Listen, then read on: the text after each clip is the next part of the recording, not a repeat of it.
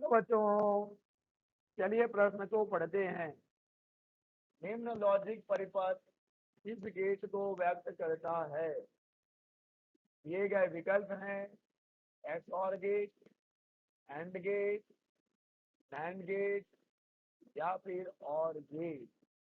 तो चलिए बच्चों, सबसे पहले हम लिख लेंगे मूल अवधारणा। मूल अवधारणा इस पर कि यह प्रश्न आधारित है। तो बच्चों, यह प्रश्न आधारित है लॉजिक गेट्स पर। लॉजिक गेट, ठीक है बच्चों। और साथ ही हमें जरूरत पड़ेगी डी मॉर्गन प्रमेय की। डी मॉर्गन प्रमेय। डी मॉर्गन प्रमेय क्या होता है बच्चों? डी मॉर्गन प्रमेय के अनुसार ए प्लस बी का बार ये होता है ए बार डॉट बी बार के बराबर, और ए डॉट बी का बार बराबर होता है ए बार प्लस बी बार के बराबर। ठीक है बच्चों, तो यह प्रश्न आधारित है लॉजिक गेट पर। और हमें बताना है कि यहाँ पर जो एक परिपथ, एक लॉजिक परिपथ दिया गया है, यह किस गेट को व्यक्त करता है। तो बच्चों, एक काम हम ये करें कि यहाँ पर जो विकल्प दिए गए हैं जो कि गेट है, हम उनके बुलियन व्यंजक को लिख लेते हैं।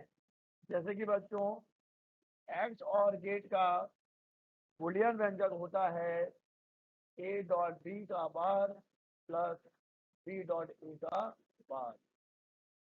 एंड गेट का बुलियन व्यंजक होता है बच्चों ए डॉट बी।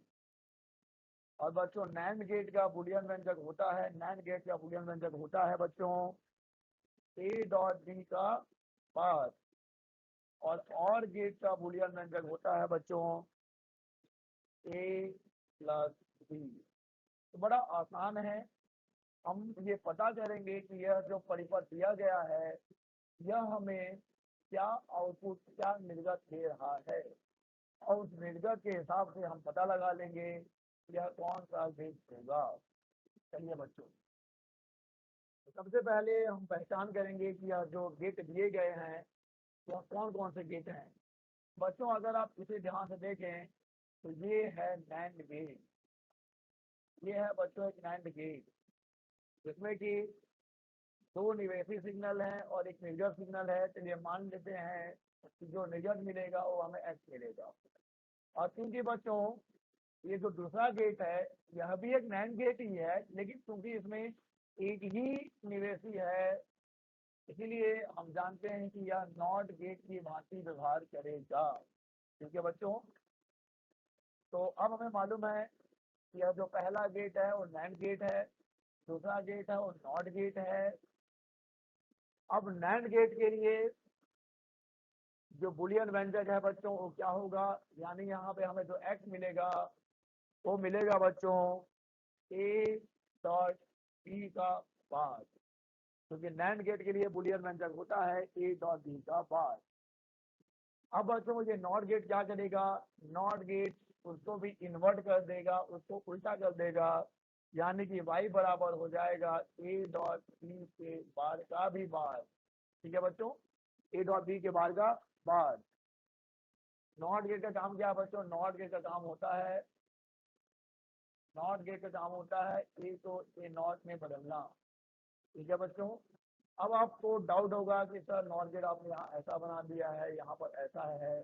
बच्चों, यहाँ पर हमने नैंड गेट को नॉट गेट की भांति यूज किया है। ठीक है बच्चों, अब देखिए बच्चों, यहाँ पर अब हम डी मॉर्गन का प्रमेय लगाएंगे।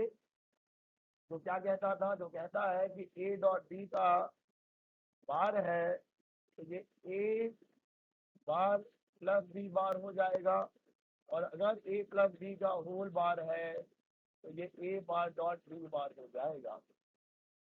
तो बच्चों, यहाँ पे हम देख पाएंगे ये ए डॉट बी के बार का बार है, यानी कि अगर पहले हम इसके लिए लगाएं, इस वाले के लिए ए डॉट बी का बार क्या होगा बच्चों?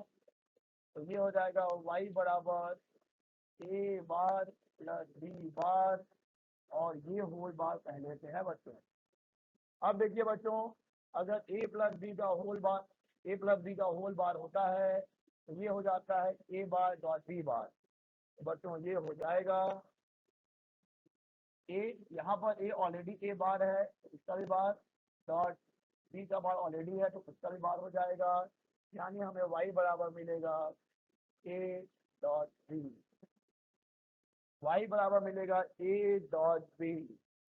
और अब हमने मूल अवधारणा में लिखा था कि ए डॉट बी किसका बूलियन व्यंजक होता है, ए डॉट बी बूलियन व्यंजक होता है बच्चों कौन से गेट का, एंड गेट का बूलियन व्यंजक होता है। अतः दिया गया गेट कैसे व्यवहार करेगा बच्चों, दिया गया गेट एंड गेट को व्यक्त करता है। तो उम्मीद करते हैं आपको समझ आया होगा। धन्यवाद।